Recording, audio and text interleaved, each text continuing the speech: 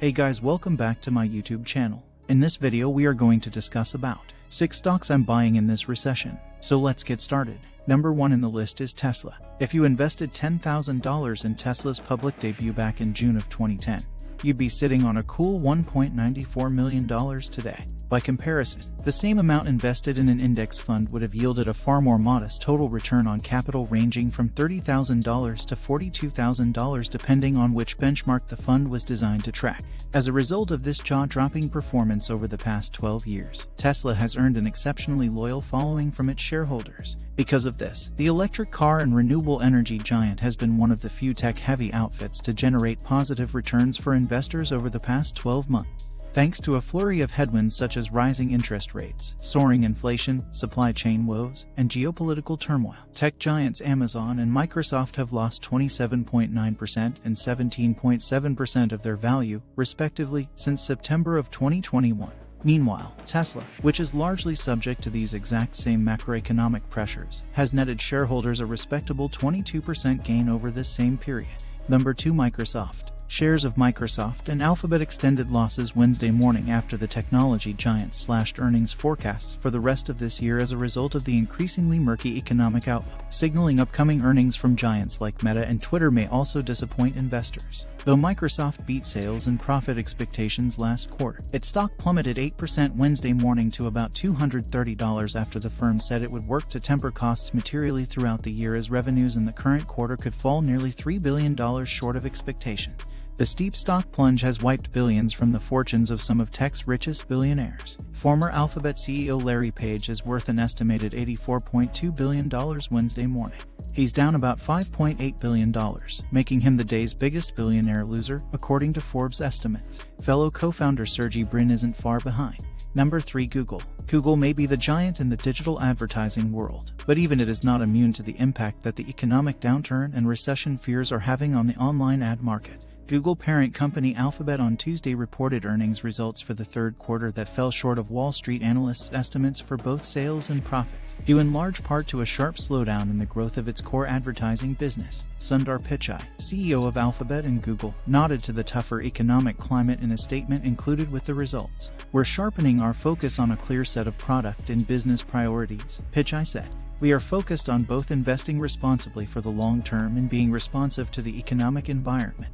Tech companies, including Google, reported that they'd started to feel the impact of declining online ad spending in the prior quarter. High inflation, looming recession fears, and the ongoing war in Ukraine have all continued to weigh on the industry. Growth in other areas of Google's business also appeared to be slowing. Google Cloud revenue grew 37% year-over-year, a deceleration from the nearly 45% growth it posted in the year-ago quarter. And the segment's net loss increased to $699 million from $644 million during the same quarter last year. Number 4, Amazon.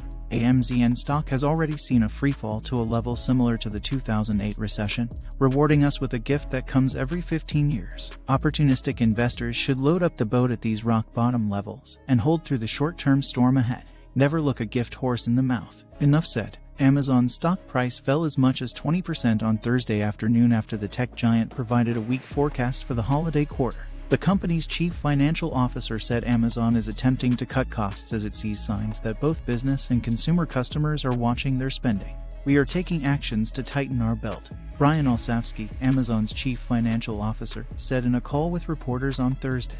Amazon said in its earnings release that it expected to generate $140 billion to $148 billion in revenue during the final quarter of 2022, disappointing Wall Street stock analysts who had expected revenue projections of around $155 billion. Sales growth of Amazon's highly profitable Amazon Web Services cloud computing unit slowed in the third quarter as business customers looked to cut spending. "I think every company is trying to save money," Olsavsky said, and Amazon's core retail business softened as consumers began spending less, most notably in Europe. Number 5, HNST. The Honest Company posted earnings per share of -11 cents per share. This was a wider loss than the -9 cents analysts projected. Despite this, the company turned things around in the revenue department. HNST posted $78.5 million in revenue, whereas the Zacks consensus was looking for $75.7 million.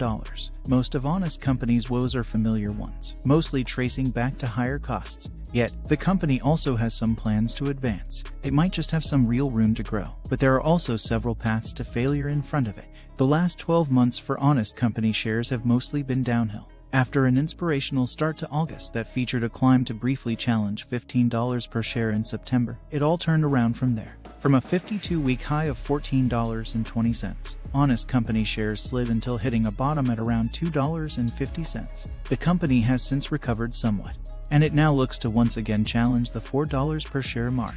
Turning to Wall Street, Honest Company has a hold consensus rating. That's based on 3 holds assigned in the past 3 months. The average Honest Company price target of $3.67 implies 6.85% downside potential. Sometimes it's amazing what a little honesty can do, or so Honest Company found out recently. Despite posting a loss that proved wider than expected, the consumer goods maker still managed to rally about 3% so far today as it beat revenue estimates, given its upcoming plans but potentially limited upside potential. According to analysts' price targets, I'm neutral on HNST stock. Analyst price targets range from a low of $3 per share to a high of $4 per share. Number 6. VU. Vanguard S&P 500 ETF is not offering a buying opportunity after the latest sell-off. The downtrend is likely to accelerate in the coming months due to the looming recession and tightening monetary policies.